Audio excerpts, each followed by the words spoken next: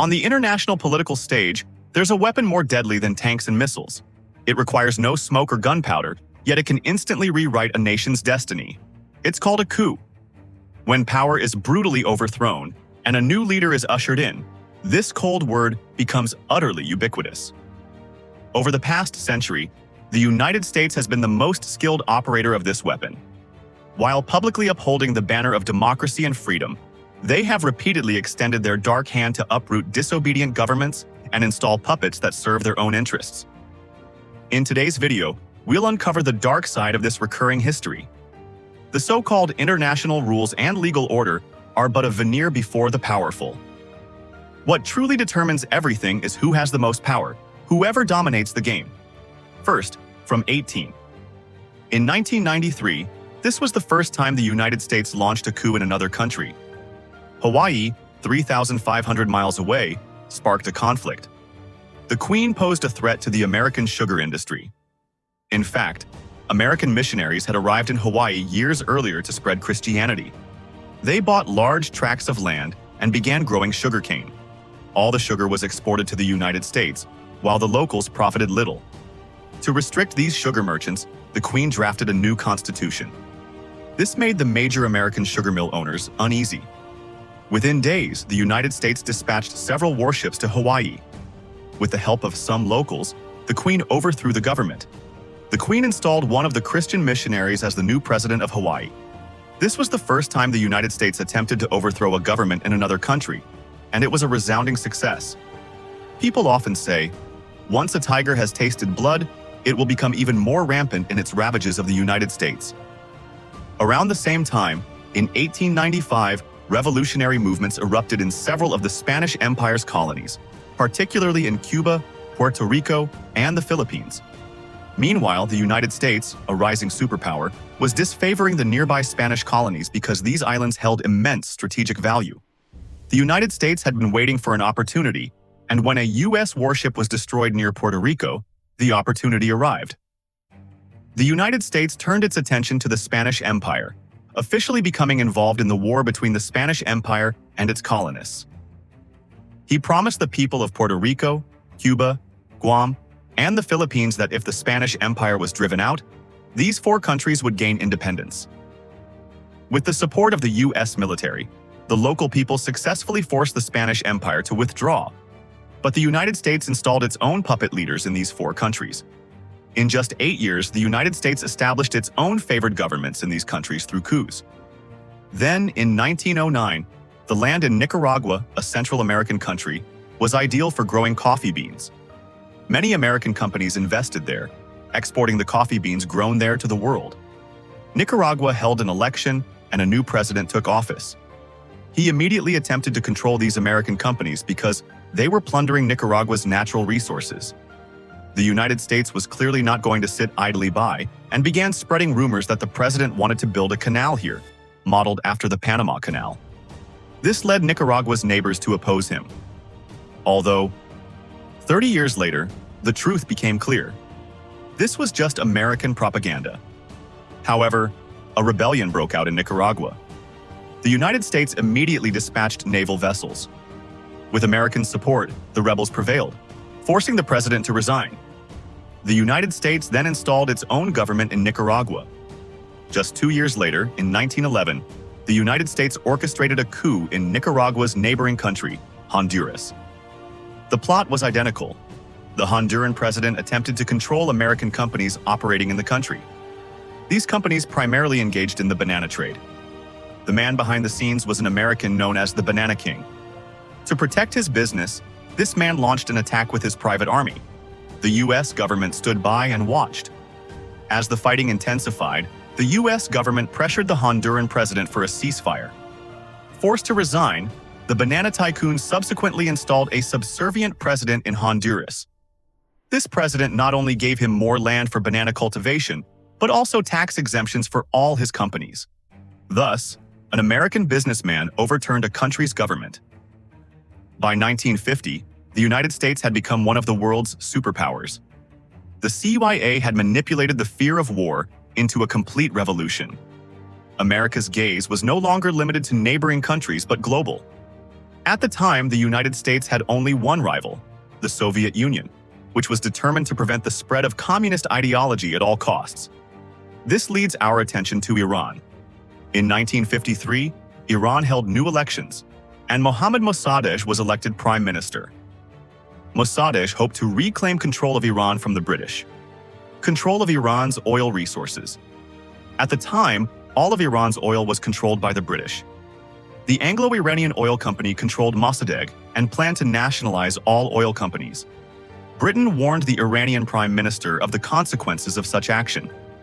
The British government immediately met with the CIA and decided to overthrow Mossadegh. The CIA secretly sent its Middle East Bureau Director, Franklin D. Roosevelt, to Iran. His sole mission was to do everything in his power to overthrow Mossadegh.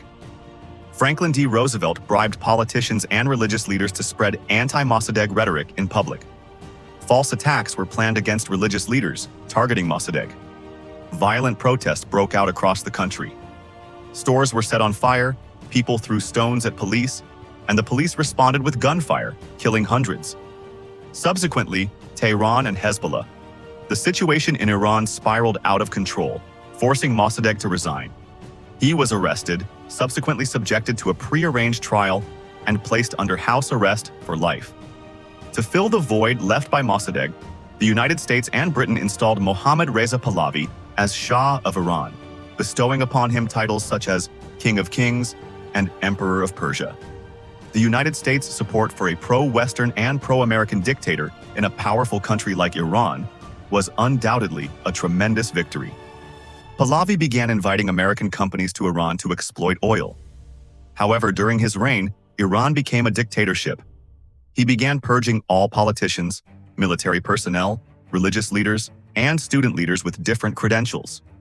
His tyranny intensified, culminating in 1979 when Iranians took to the streets and Pahlavi fled in panic. This marked a turning point for Iran and the Middle East. Pahlavi's successor was Ayatollah Khomeini. This religious leader completely changed Iran's cultural and political landscape, transforming the United States and Western powers from allies into enemies. A deeper investigation into the 1979 Iranian Revolution reveals its roots in the 1953 US-backed coup that brought Pahlavi to power. The year after the Iranian coup, in 1954, the US repeated its old tactics in Guatemala, targeting the democratically elected prime minister. The prime minister's crime was simply to restrict American companies in the country, which had monopolized Guatemala's electricity and rail networks. He also reclaimed land that had been given to banana companies and distributed it to ordinary people, allowing them to purchase goods through the government. Farming to feed their families. Just like the situation in Honduras, the American banana industry has a massive presence in Guatemala. The United States naturally cannot tolerate such a president. The President and Secretary of State ordered the CIA to overthrow the government. The CIA immediately took action. They began supplying weapons to veterans and some civilians in Guatemala. They also set up a radio station near Florida to broadcast fake news, creating the illusion of an impending rebellion and revolution in Guatemala. These broadcasts in Cibaña sounded like they were coming from a local Guatemala station. Meanwhile, these veterans and private armies began attacking the government. Everyone believed a revolution had truly broken out, and only President Guatemala knew all this, and the CIA was behind it. Under immense pressure, President Guatemala finally resigned. The CIA installed its own puppet as the new president. Since then, Guatemala has been embroiled in political assassinations and unrest that continues to this day. A country was destroyed simply because of a few American-based businessmen. 70 years later, Venezuela is still suffering the consequences of this coup. In 1960, Congo finally gained independence from Belgian colonial rule, and a man named Patrice Lumumba was elected prime minister. The United States was highly concerned about this situation because the Cold War was raging. How could such a resource-rich country have an independent prime minister? The United States would never tolerate this. Therefore, the US government once again assigned the CIA to overthrow the Lumumba government. The CIA used money, connections, and propaganda to achieve its goal. Many lives were lost in the process, and ultimately the prime minister was also assassinated. In 1963, the United States turned its attention to Vietnam in Southeast Asia. It became the focal point of the two global superpowers. At the time, Vietnam was divided into two parts. North Vietnam was communist, and South Vietnam was pro-Western. The United States wanted to control South Vietnam at all costs, but the South Vietnamese president's control over the country was weakening. So, top US officials decided it was time to launch a coup there. They selected a military general to carry out the operation. Unfortunately, the president was assassinated during the coup. Although the CIA did not order the killing, what happened next was beyond everyone's expectations. This coup plunged the United States into the Vietnam War for 10 years, ultimately leading to a crushing defeat and complete loss of face. This was the first coup. The negative impact also affected the United States itself. Similarly, in 1964, the United States orchestrated a coup in Brazil, overthrowing the local government. The government installed a president it recognized. By 1989, the United States had a strong interest in Panama because it had a strategically important choke point, the Panama Canal, through which 6% of global shipping passed. Previously, Panama's dictator had maintained friendly relations with the United States, but the United States gradually lost trust in him. Then, an incident occurred. A Panamanian soldier accidentally killed an American soldier.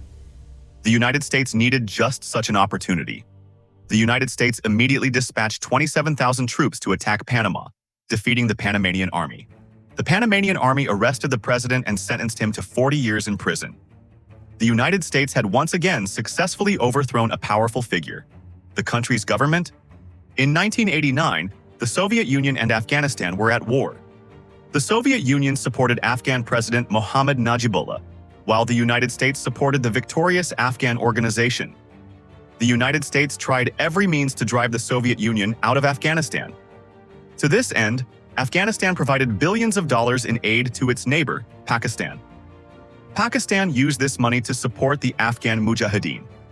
The Afghan Mujahideen eventually drove the Soviets out of Afghanistan, but these people later evolved into the Taliban and Al-Qaeda.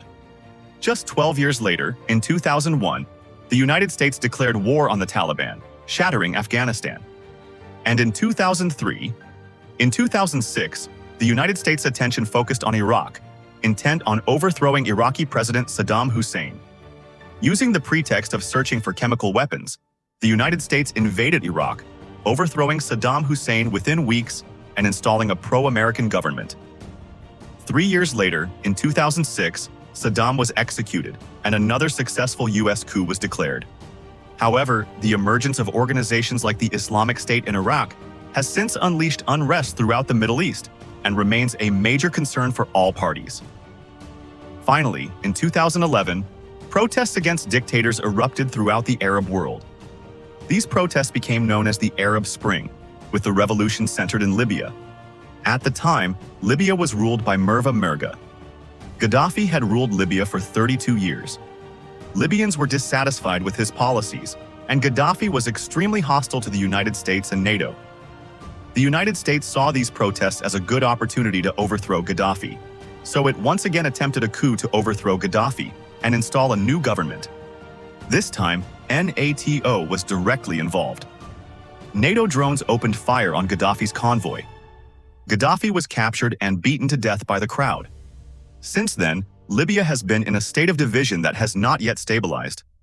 From Hawaii to Libya, from Central America to the Middle East, the United States has repeatedly taken over the past century. Coups are used as weapons to arbitrarily rewrite the fate of other nations. The people of those nations pay the price of bloodshed, turmoil, and division, while the United States often exploits this to reap benefits and escape unscathed. However, history is never a one-way game. The seeds of every coup will germinate at some point in the future, growing into uncontrollable consequences. Iran's hostility, the war in Afghanistan, the ruins of Iraq and Libya all remind us that power may prevail temporarily, but it cannot control forever. So the question arises, can the United States continue to manipulate the fate of other nations in the face of the great changes that lie ahead? Or will it, like its former empire, be engulfed by the storm of its own making?